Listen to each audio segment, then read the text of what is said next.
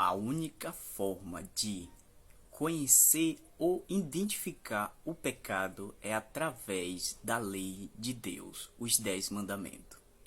Por isso, Satanás ataca a lei de Deus para mantê-la as pessoas na ignorância do pecado.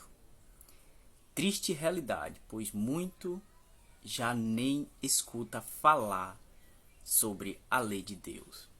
Pois o 10 mandamento ali é a lei onde iremos ser julgados. Sim, aquele que semear boas sementes colherá bons frutos. Ao inverso, você já sabe o resultado. Plantou, colheu. Então, reflita, pois os 4 primeiros mandamentos é sobre o amor de Deus, é sobre Deus. E os outros 6 mandamentos é sobre o seu próximo, é sobre nós. Estude e veja a importância dos 10 mandamentos em nossa vida. Vamos lá refletir? Neste primeiro Deus, primeiro alimento espiritual. Vamos dar mensagem.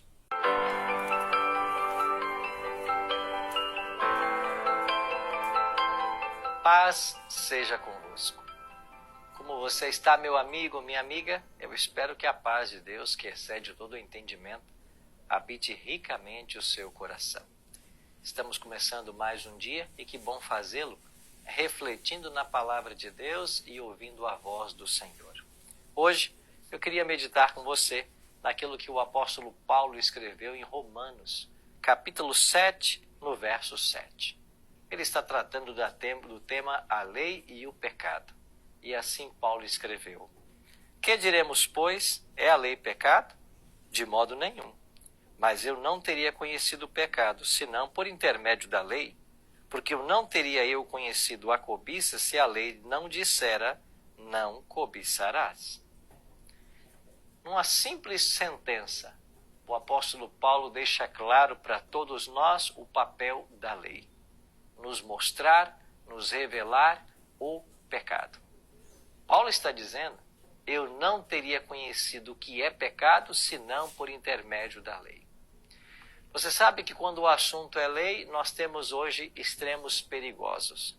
De um lado, de um extremo, estão pessoas que estão ensinando por aí que a lei de Deus foi abolida, que ela não tem mais validade, que a lei de Deus foi cravada na cruz, que da cruz para cá nós somos libertos da lei.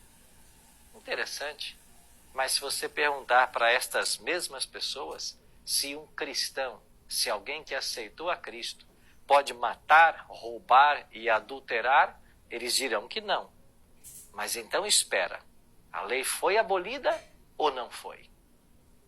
E quando a gente começa a aprofundar o estudo, você vai perceber que para a maioria das pessoas, só um mandamento foi abolido: o sábado.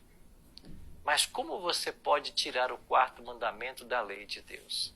Se Cristo não fez isso, e nem os apóstolos, que ser humano teria autoridade para arrancar um mandamento da lei? Pensa sobre isso. Mas enquanto de um extremo as pessoas estão dizendo de que eu não preciso guardar essa lei, de que eu fui salvo pela graça de Cristo e eu estou debaixo da graça e não da lei, por outro lado, existem pessoas que estão ensinando que você, para ser salvo, deve guardar a lei. Para ser salvo, deve praticar boas obras. E estão ensinando salvação pelas obras. Como o equilíbrio é a melhor palavra que define religião, nós temos que entender o que a Bíblia diz sobre o assunto. E o mesmo Paulo diz que nós somos salvos pela graça mediante a fé, Efésios 2:8. E em Efésios 2:9 ele diz: não de obras, para que ninguém se glorie. Então nós não somos salvos pela prática das boas obras, como alguns querem ensinar. E nem somos salvos porque obedecemos, porque a nossa obediência é completamente mesclada com o pecado. Nós só podemos ser salvos pela graça.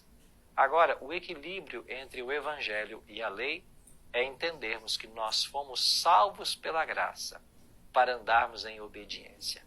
Então, quando nós obedecemos a lei de Deus na sua íntegra, os 10 mandamentos como aparecem em Êxodo 20, 3 a 17, nós estamos vivendo o Evangelho de Cristo. Então nós somos salvos para obedecer e não obedecemos para ser salvos. Então a lei não foi abolida e ela tem o seu lugar. Ela não salva, mas ela revela quando você está em pecado, para que você volte para Jesus Cristo, que pode salvar você.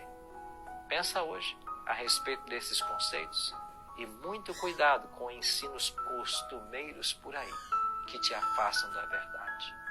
Ora comigo. Nosso Pai querido, muito obrigado, Senhor, pela Tua palavra, porque ela não nos deixa em dúvidas. E muito mais obrigado pelo Teu Espírito, que o Senhor mesmo prometeu que quando Ele viesse, Ele nos conduziria a toda a verdade. Nós queremos, Pai, ser levados a toda a verdade. Por isso, conduza-nos nesse dia com o Teu bom e santo Espírito. Oramos em nome de Jesus. Amém.